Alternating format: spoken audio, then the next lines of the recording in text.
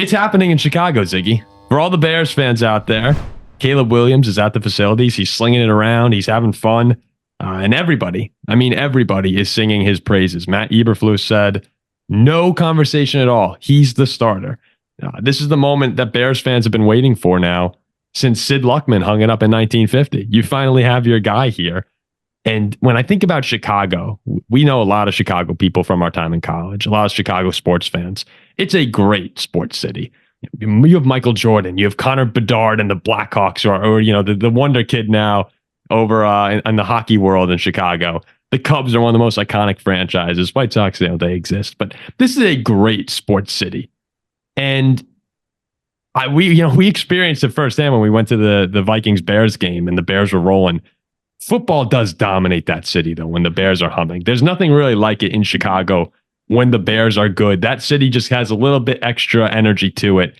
And this is the most I've seen it now since that Mitch Trubisky, 13-3 year that they had. Yeah. It kind of came out of nowhere. Khalil Mack and the defense were going crazy, but it's just there's something else to it in Chicago when the football and when the Bears are playing well and when there's anticipation. And this is the time now.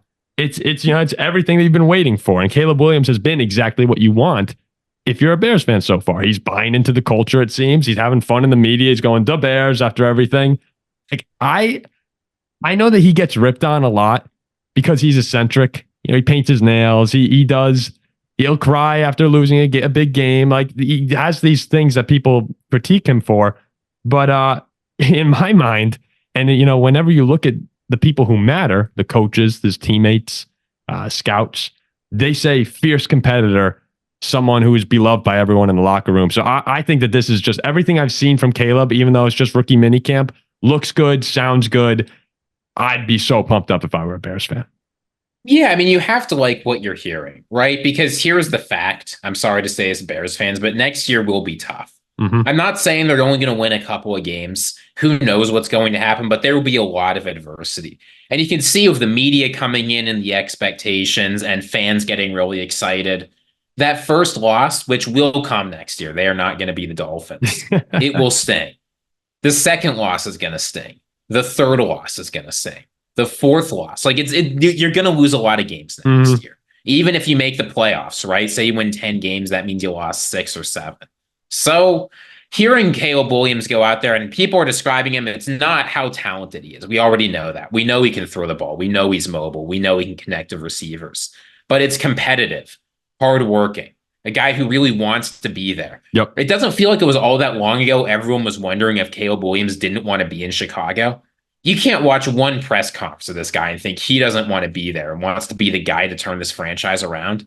So the fact that he's committed and hardworking and competitive, that's going to serve him well whenever things go wrong next season. Well, it's easy to love Chicago in the spring and summer when it's beautiful outside and you don't have losses on your record. We'll see what happens when you turn into October, November football. I think it's going to be fine. But, we've been around that area in the wintertime. It gets cold. It gets snowy. Losses are piling up. You never know. Things can turn quickly, but winning does cure all. And we expect the Bears to do a lot of winning. Zach, could you throw on? Let's see if these highlights work. We have some highlights of Caleb Williams from practice. We got to see if it works. Is it going? Yeah, it's up. All right, look at that. We have highlights on the show right now. But one thing that stuck out to me that Caleb Williams said, Ziggy, he said, to be a leader, you need to learn how to follow first. And think about how Caleb Williams coming into this situation. He's the number 1 overall pick, a generational prospect that people are super excited for good reason. I'm happy that he's kind of taken a backseat, it sounds like, at least vocally to the public of, okay, you know what? Earn my dues. Like I have to earn my dues before I get the team handed over to me, even though that'll happen very quickly. But I do think in the NFL, there's a certain level of respect you have to pay to veterans. I'm happy that he's not just coming in and completely asserting himself as in charge of the team. He's like, okay, let me learn how to lead here, gain respect of everyone. And look at CJ Stroud. He was captain by, voted captain. So is Will Anderson as rookies, which you don't see often. But those guys earned it. They came in and they said the right things, set an example, and look where the Texans are now. I think Caleb Williams, I like that he was doing things like that as well. Yeah, and if you look at the news that's been coming out, some of the things people are talking to, he's been very coachable. There's a tidbit that's sort of been circulating social media about how on a rollout drill, he kept missing the pass. But then Kerry Joseph stepped in, the quarterback's coach for the Bears, and showed him how to do it. And immediately Caleb Williams started doing it the right way, connecting every throw. Like the fact that he's not coming in saying, I worked with Lincoln Riley, I won a Heisman, I know how to play the position, but rather it's going to be a tough adjustment. You know, I'm not the alpha dog anymore. I've got to learn how to play the game at this level. Yeah. That's what you want to see from a guy with this much talent. And again, it's all very basic things right now. We're nowhere near getting into prime offseason content, but people get the basic things wrong. No, that's what the Bears' developmental plan has been. You mentioned Kerry Joseph, the quarterback's coach there. He's the guy who's probably going to be spending the most time with Caleb out of all the Bears guys. You're going to have Kerry Joseph. And who's the other one I'm thinking of? Thomas Brown, their offensive coordinator, or the passing game coordinator, who was the offensive coordinator for the Panthers just last season. And, you know, even though the Panthers weren't successful, he got to see how Carolina managed Bryce Young, what went right, what went wrong. You got that valuable experience as well. They're going to be handling the daily details with Caleb Williams. Then you're going to have, you know, Shane Waldron, the offensive coordinator. He's kind of taking that broader approach of, okay, how do we maximize the strengths of Caleb to the offense? How do we tailor that to Caleb? Like that's their whole developmental plan. And right now it's simple stuff. It's footwork. It's cadence.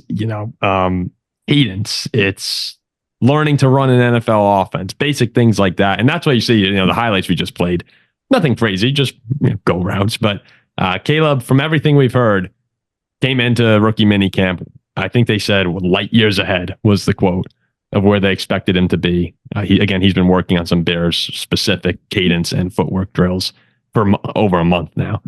And they're in a great spot. So I think it's awesome. Again, nothing crazy with this show that we're going to have today. We're going to be talking up a lot of the rookies, maybe not all of them, but we'll be talking up the rookies.